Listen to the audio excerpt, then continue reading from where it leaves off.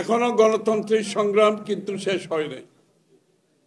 আগামী নির্বাচনের মাধ্যমে বাংলাদেশের মানুষের মালিকানা ফিরিয়ে দিয়ে তাদের ভোটে নির্বাচিত সংসদ সরকার গঠন হওয়া না হওয়া পর্যন্ত আমার নতুন গণতন্ত্রের যে অর্ডার আমরা ফিরিয়ে আনতে চাচ্ছি সেটা শেষ হবে না। আমাদের হাতে অনেক বড় চ্যালেঞ্জ। আন্দোলন এখনো শেষ হয় নাই, গণতন্ত্রের সংগ্রাম এখনো শেষ হয়নি। এই সময়ে যারা আমাদের সাথে বিগত আন্দোলনে দীর্ঘ সময় ধরে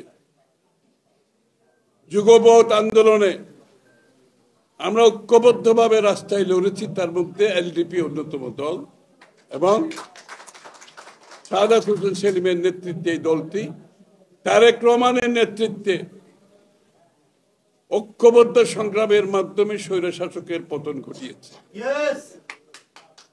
যত সৈনিক রাস্তায় ছিল তার মধ্যে সাদাত হোসেন সেলিম এবং তার দল আমাদের পাশে লড়েছে রাস্তায় থেকে। সুতরাং যারা সেই গণতন্ত্রের বিশ্বাসী দল, যারা ত্যাগ স্বীকার করেছে, বিএনপির পাশে থেকেছে, আজকে সেই দলটি বিএনপির সাথে তাদের দল বিলুপ্ত করে একাকার হয়ে গেছে, জড়িত হয়েছে।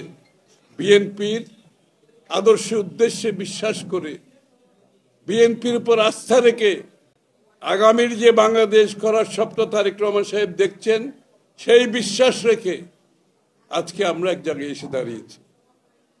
এটা অত্যন্ত গুরুত্বপূর্ণ একটি সময়। আরো যারা অনেকে লড়েছে বিভিন্ন অবস্থান থেকে, তারাও বিএনপিকে সমর্থন দিয়ে যাচ্ছে কিন্তু আগামী নির্বাচনের জন্য। এই মনোনয়ন সাদাত হোসেন সেলিম অর্জন করেছে। তার দীর্ঘ সংগ্রাম অবদানে বিএনপির পাশে থেকে তারেক রহমানের নেতৃত্বে সে এই আন্দোলনে আমাদের সহযোগী ছিল। সুতরাং তার অবদানকে মাথায় রেখে, তার সাহসী ভূমিকাকে মাথায় রেখে দলের পক্ষ থেকে আমাদের ধানের শীষের পক্ষে সে আগামী নির্বাচনে ইনশাআল্লাহ লড়বে এবং জয়ী হয়ে আসবে। এটা